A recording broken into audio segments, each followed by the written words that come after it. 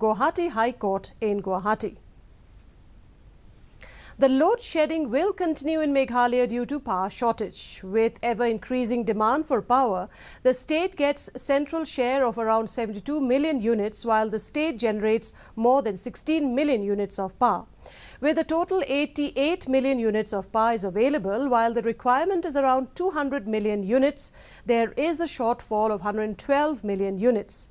Speaking to reporters, Power Minister A.T. Mondal explained that the main reason for the power shortage is due to the shutdown of several power projects in the state. Mondal acknowledged that people, including students, are facing problems due to the power cuts in the state. However, he added that the government and MEECL is working round the clock to see any relief can be given to the consumers. If any relief can be given to the consumers. Of course, the moment this selling of butterfly valve and repairing of runner in this unit is complete, then we will start generating again. Meghalaya